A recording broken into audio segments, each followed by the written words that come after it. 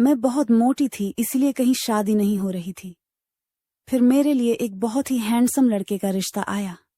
शादी के बाद वह रोज रात को मुझे दूध का ग्लास देता था, जिसे पीकर मैं अपने होश खो बैठती थी। सुबह जब मैं उठती थी तो मेरे पूरे शरीर पर दांतों के निशान होते थे। ये रात जानने के लिए मैंने एक रात दूध नहीं पिया और सोने का नाटक करने लगी। फिर इस रात जो हुआ उसने मेरी कमर तोड़ दी, क्योंकि मेरे पति की जगह। हेलो दोस्तों, आज की इस रोमांचक कहानी में आप सभी का स्वागत है। मेरा नाम संजना है। मैं दुल्हन बनकर अपने होने वाले पति के साथ स्टेज पर बैठी हुई थी। उस वक्त मैं बेहद नर्वस थी। मैं अपनी किस्मत पर विश्वास नहीं कर पा रही थी कि मेरी शादी इतने हैंडसम और अमीर लड़के से होने जा रही है। जब मैं दुल्हन बनी स्टेज पर बैठी हुई थी तो मैं यही सोच रही थी कि सामने बैठे ये सारे लोग मुझसे जल रहे होंगे। ये सब यही सोच रहे होंगे कि इस मोटी सी लड़की को इतना खूबसूरत और अमीर लड़का कैसे मिल गया।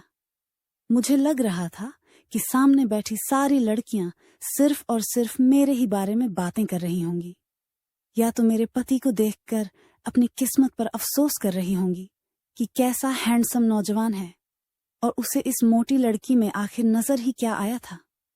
खैर, यह सवाल तो मैंने भी उस समय खुद से किया था जब मेरा रिश्ता अक्षय के साथ तय हुआ था। मैं काफी देर तक शीशे के सामने खड़ी रही थी। मैं अपने पूरे शरीर को देखती रही, जो बिल्कुल बेढंग सा था।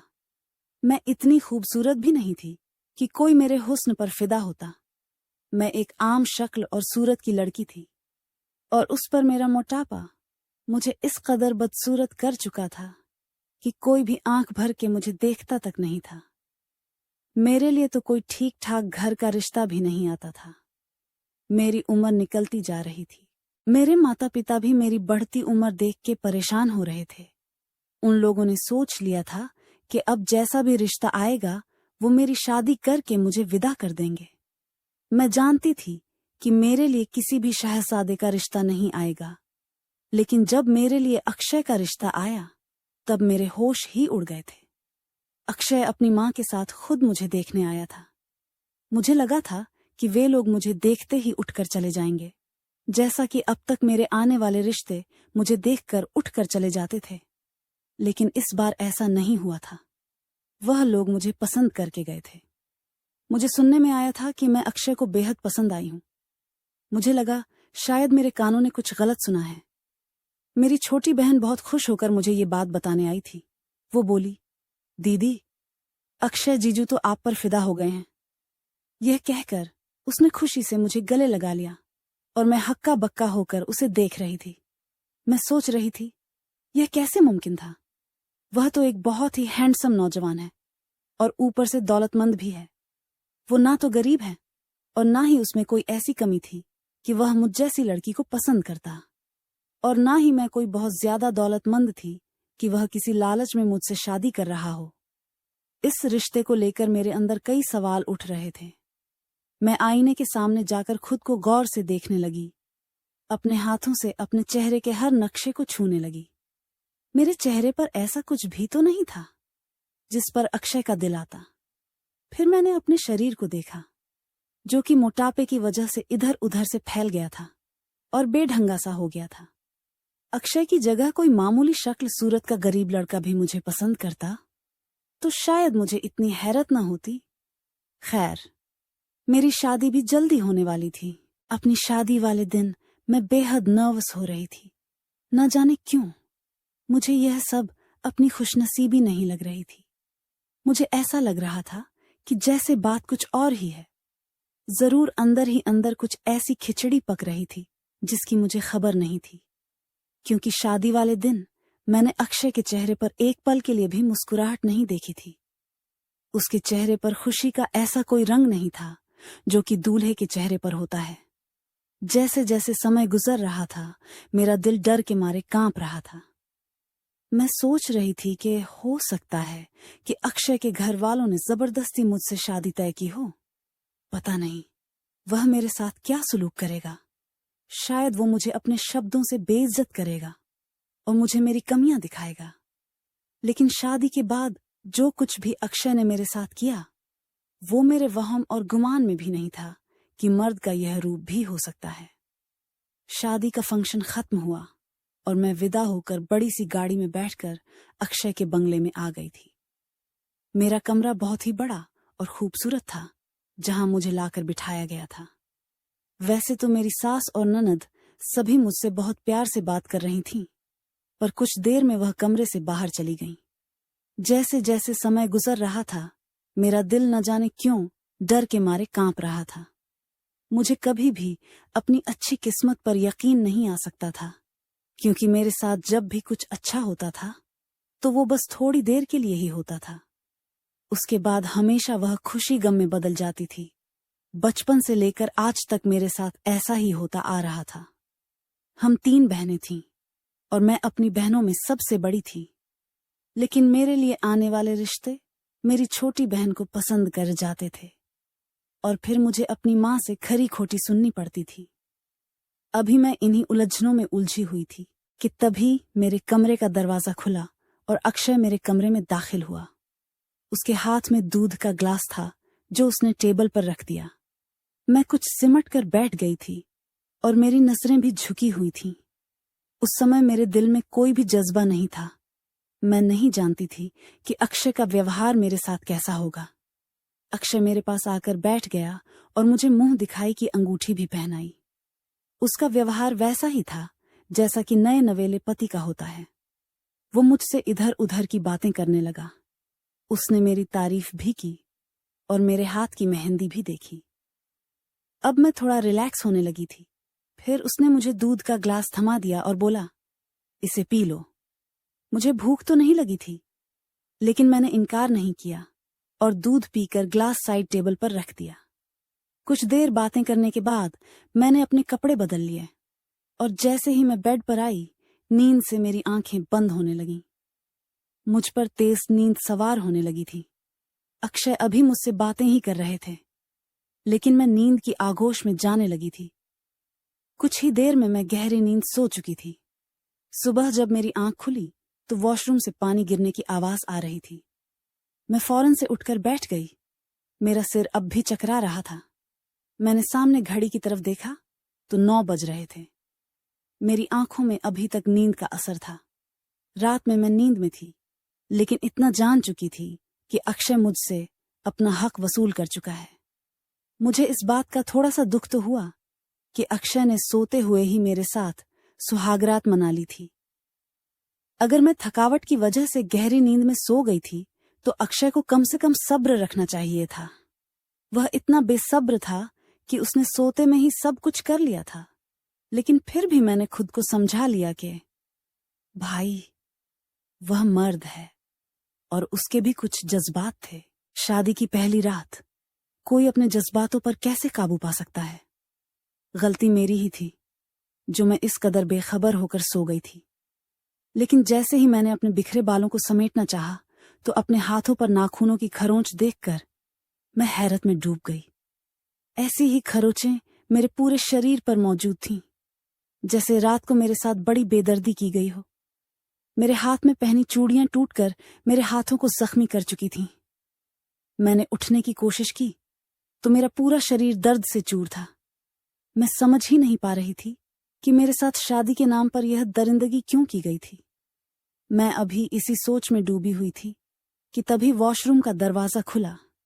सामने अक्षय तौलिया से अपने बाल सुखाते हुए बाहर आ रहा था। मुझे देखकर उसने तौलिया मेरे ऊपर फेंक दिया और कहने लगा, जल्दी से तैयार होकर बाहर आओ और यह तौलिया वॉशरूम में जाकर फैला देना। मुझे अपने काम करने की बिल्कुल भी आदत नहीं है, इसीलिए मेरे सारे पर्सनल काम आज से तुम ही संभालना शुरू कर दो। अक्षय के बात करने का अंदाज बहुत ही रूखा सा था। उसके बदले तेवर देखकर मैं सहम गई थी। रात को उसका रवैया मेरे साथ बहुत अच्छा था। उसके बाद मैं ऐसी नींद में गई जैसे मुझे किसी ने नशा करा दिया हो और अब अपना ही शरीर मुझे जख्मी नजर आ रहा था। मैं बड़ी मुश्किल से उठकर वॉशरूम तक गई थी।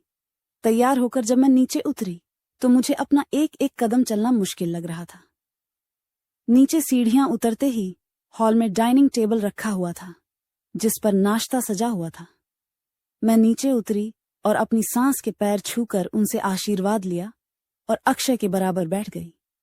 अभी मैं नाश्ता कर ही रही थी कि तभी एक मोटा सा आदमी, जो 6 फीट लंबा था और उतना ही मोटा भी था, बड़े आराम से आकर मेरे साथ बैठ गया। उसे इस तरह अचानक से अपने बराबर बैठता देखकर मैं घबरा गई। वह मुझे देखकर अजीब से अंदाज में मुस्कुरा रहा था और अजीब नजरों से मेरी तरफ देख रहा था। मेरी सास ने मुझसे कहा, यह अक्षय का छोटा भाई है। फिर वह कहने लगी, यह थोड़ा सा बावला है और आधा पागल सा है। यह सुनकर तो मेरा दिल धक से रह गया था। उसकी हरकतें भी कुछ ऐसी ही थीं। फिर एक नौकर आया और उसके सामने 10 पराठे और पूरा कटोरा भरकर सब्जी रख दी। उसने अपनी तरफ रखा और उसी में खाने लगा। मैं बड़ी हैरत से उसे देख रही थी। वह एक पराठे के बस 4 निवाले बनाता था और खाता जा रहा था। पूरी सब्जी उसके कपड़ों पर गिर रही थी, लेकिन वह ऐसे खा रहा था जैसे कि उसने कभी खाना देखा ही ना हो। मैंने मुश्किल से चाय का 1 कप पिया और उठकर खड़ी हो गई। लेकिन मुझे हैरत का बड़ा जोर का झटका लगा जब इस पागल आदमी ने मेरा हाथ पकड़कर मुझे दोबारा से कुर्सी पर बैठा दिया। मेरे अंदर से तो जैसे जान ही निकल गई थी। मुझे वैसे ही पागल लोगों से बहुत डर लगता था। वह कहने लगा, तुम मेरे पास ही बैठो और जल्दी से मुझे पानी दो, मुझे मिर्ची लग रही है। मैंने जल्दी से अपना हाथ उसके हाथ से छुड़ाया। मुझे उस पागल से डर लगने लगा था। मेरी सांस यह देखकर हंसने लगी और कहने लगी, देवर की बात का इनकार मत करना, यह बहुत जिद्दी है। अगर कोई इसको किसी बात पर मना कर दे तो यह जुनूनी सा हो जाता है। हम भी उसके किसी काम को मना नहीं करते। मैंने अक्षय की तरफ देखा, जो ऐसी लापरवाही से नाश्ता कर रहा था जैसे उसका मुझसे कोई संबंध ही ना हो। मैंने पानी का जग लिया और ग्लास में पानी डालने लगी। अभी मैं पानी डाल ही रही थी कि उसने जग मेरे हाथ से छीन लिया और वैसे ही जग मुंह को लगाकर पानी पीने लगा। उसके खाने पीने का अंदाज बिल्कुल जंगली जैसा था। वह जग से पानी पी रहा था और पानी उसके मुंह से बहकर उसके कपड़ों को भी भिगो रहा था। उसे देखकर ही मुझे घिन आ रही थी। जैसे तैसे पूरा दिन बीता और रात हुई। अक्षय कमरे में आया। आज फिर से उसके हाथ में दूध का ग्लास था। वो ग्लास उसने मुझे थमा दिया रात और कहने लगा, यह पी लो। मैंने वह दूध का ग्लास पकड़कर साइड पर रख दिया और उससे पूछा, इस दूध में क्या चीज है? मेरी बात सुनकर वह एकदम से चौंक गया और कहने लगा, क्या मतलब? दूध है और क्या है? मैंने कहा, कल इसे पीने से मुझे गहरी नींद आ गई थी। मैं चाहकर भी जाग नहीं पाई थी। मेरी बात सुनकर वह मुस्कुराने लगा और बोला, यह तो तुम्हें पता होगा कि तुम कितनी रातों से जाग रही थी, जो कल तुम लेटते ही सो गई। खैर, ये दूध मेरी माँ ने दिया है। वह कहती हैं, अगर औरत दूध पीकर सोए तो बच्चा खूबसूरत पैदा होता है और उन्हें अपना पोता या पोती बहुत ही खूबसूरत चाहिए। यह कहकर अक्षय ने दूध का ग्लास साइड टेबल से उठाया और मेरे होठों पर लगा दिया। न चाहते हुए भी मुझे वह पीना पड़ा। लेकिन जैसे ही मैंने दूध पिया, मुझे फिर से नींद आने लगी थी और कुछ ही देर बाद मैं गहरी नींद में जा चुकी थी। दूसरी सुबह मेरा फिर से वैसा ही हाल था जैसा कि शादी की पहली रात हुआ था। मैं अपने अंदर बहुत ज्यादा कमजोरी महसूस कर रही थी। मेरी गर्दन पर दांतों के निशान थे। उस समय मेरे कमरे में कोई भी नहीं था। तैयार होकर जब मैं बाहर आई तो हॉल में मेरा देवर, मेरी सास और ननद नाश्ता कर रहे थे। अक्षय कहीं भी नजर नहीं आ रहा था। अपने देवर को देखकर तो मेरा दिल ही नहीं चाहा कि मैं टेबल पर बैठकर नाश्ता भी करूं। लेकिन आज फिर से मेरा देवर मुझे देखकर मुस्कुराने लगा। मेरी सास कहने लगी, आओ बहू, नाश्ता कर लो। मैं अपनी ननद के बराबर में बैठ गई। मेरा देवर लगातार मुझे ही देख रहा था और रोटी पर रोटी अपने अंदर उतार रहा था। मेरी सास और ननद नाश्ता कर चुकी थीं, इसीलिए वो दोनों उठकर चली गईं। मजबूरन मैं अकेली ही टेबल पर बैठी थी। तभी मेरे देवर ने मुझसे एक ऐसी बात कही कि मैं दंग रह गई। वह मुझे देखकर हंस भी रहा था। मेरी हालत अजीब सी होने लगी थी। मैंने सब कुछ वहीं छोड़ दिया और अपने कमरे में आकर बैठ गई और यह सोचने लगी कि रात को अक्षय मुझे नशे वाला दूध क्यों पिलाता है। मैं उसकी पत्नी हूं और वह मुझ पर पूरा हक रखता है। वह मेरे होशो हवास में भी मेरे साथ संबंध बना सकता था। फिर मुझे नशे में रखने का क्या मकसद था? और फिर मेरे देवर का ऐसी बात का कह देना जो सिर्फ पति पत्नी के बीच होती है। वह बात देवर तक कैसे पहुंची थी? मेरा सर बुरी तरह से चक्कर खाने लगा था। मैं नहीं जानती थी कि मेरे साथ क्या हो रहा है। मुझे कुछ ठीक नहीं लग रहा था। रात को जब फिर से अक्षय ने मुझे दूध का ग्लास दिया तो मैंने आज साफ मना कर दिया।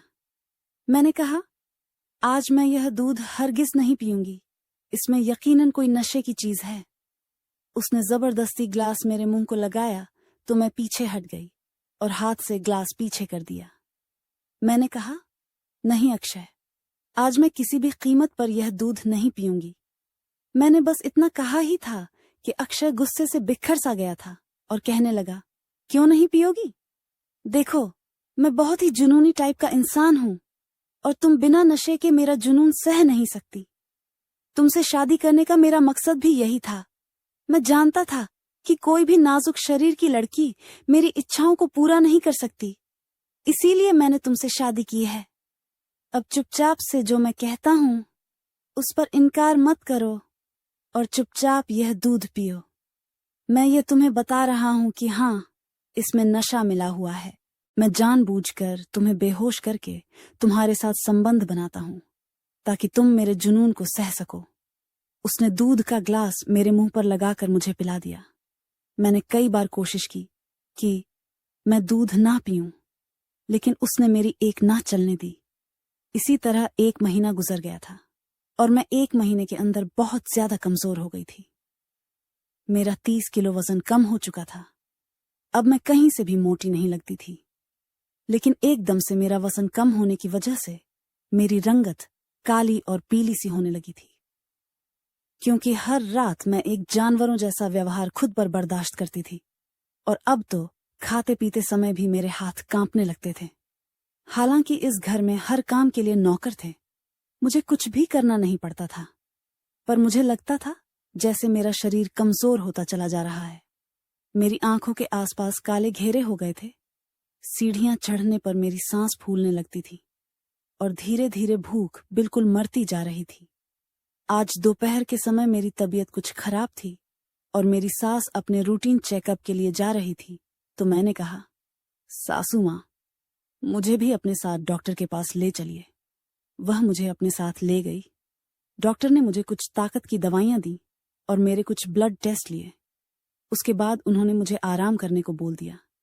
मैं वैसे भी कोई काम नहीं करती थी। मेरी सास और ननद मुझ पर कोई रोक टोक नहीं करती थी और न ही वो लोग मुझ पर कोई जिम्मेदारियां डालती थीं, बल्कि उन्हें तो इस बात से भी मतलब नहीं था कि उनके इतने हैंडसम बेटे ने एक मोटी और आम सी शक्ल सूरत की लड़की से शादी की थी। एक बार मेरी सास ने बातों बातों में मुझसे कहा था कि अक्षय ने तुम्हें पसंद कर लिया था और हमें उसकी पसंद पर कोई एतराज नहीं था। उसकी जिंदगी है और उसने अपनी मर्जी से गुजारनी है, इसलिए हमने बिना किसी रोक टोक के उसकी और तुम्हारी शादी करवा दी।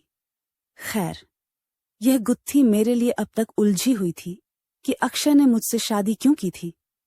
वापसी पर मेरी सास कहने लगी कि मुझे शॉपिंग मॉल से कुछ शॉपिंग करनी है, लेकिन मेरी हिम्मत नहीं थी कि मैं शॉपिंग मॉल में घूमूं, तो मैं गाड़ी में ही बैठी रही।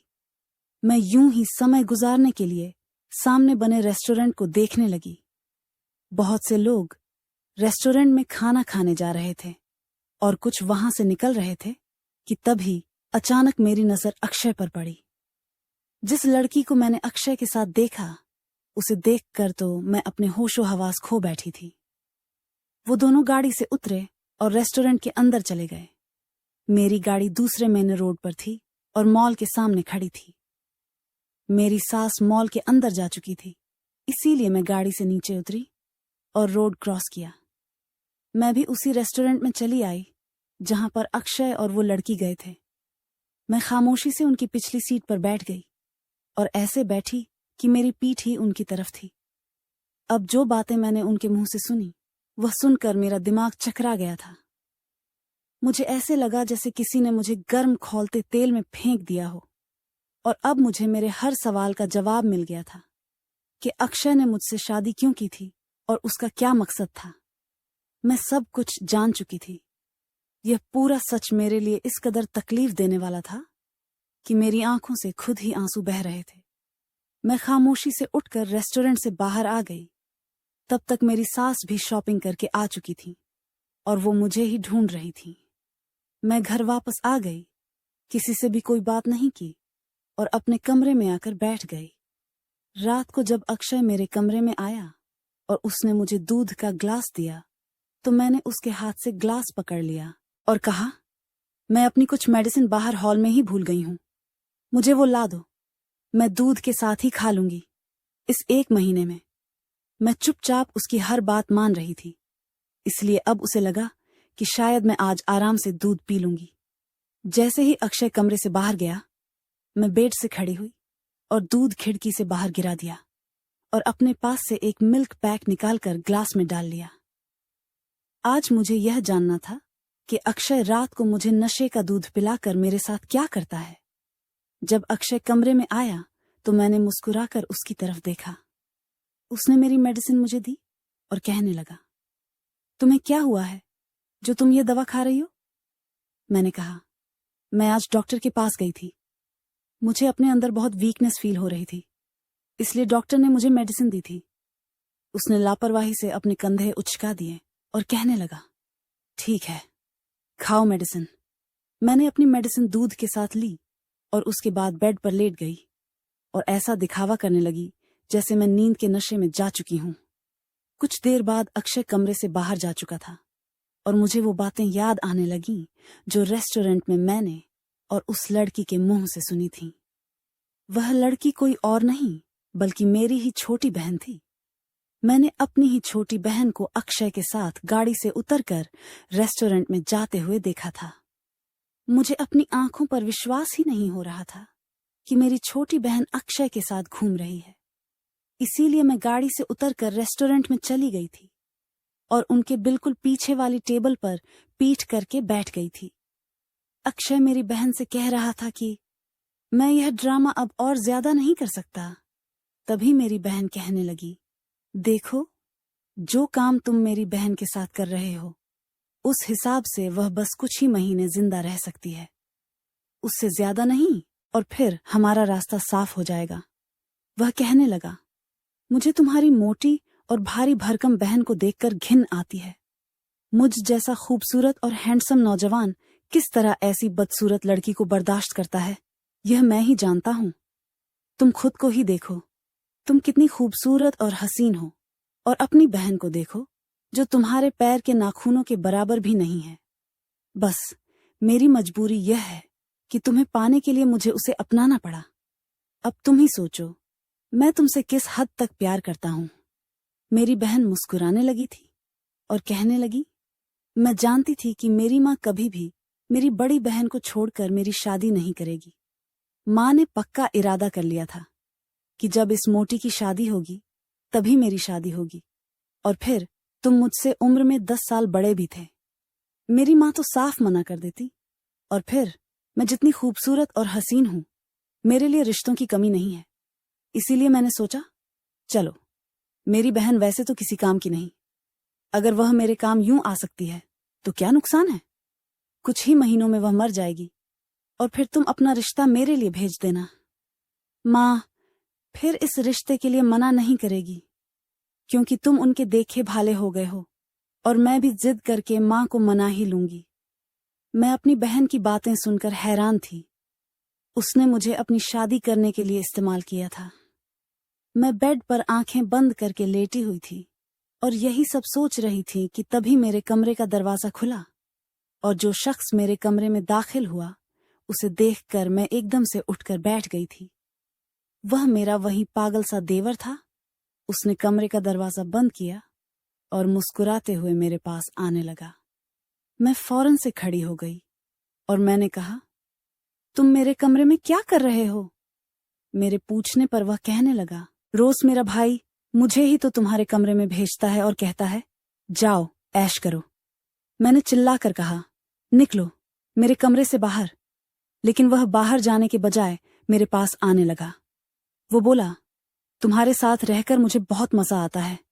जब मैं खुद ही कमरे से बाहर जाने लगी तो वह मेरे सामने खड़ा हो गया और कहने लगा, तुम कमरे से बाहर नहीं जा सकती। मैंने कहा, अगर तुम पीछे नहीं हटे तो मैं शोर मचा दूंगी। मेरा यह कहना था कि उसने मेरे मुंह पर हाथ रखा और मुझे धकेल कर बेड पर ले गया। मैं इस 1 महीने में इस कदर कमजोर हो चुकी थी कि अपने बचाव के लिए हाथ पैर भी नहीं चला सकी। रात भर उस इंसान ने मेरे साथ जो किया, मैं रोती रही, लेकिन उस इंसान के अंदर तो जैसे कोई जंगली जानवर था। सुबह होते ही वह मेरे कमरे से बाहर निकल गया था। मेरा दिल चाहा कि मैं खुद को खत्म कर लूं, और मेरी बहन भी तो यही चाहती थी कि मैं मर जाऊं। अपने फायदे के लिए उसने मेरी जिंदगी नरक बना दी थी और मुझे बर्बाद कर दिया था।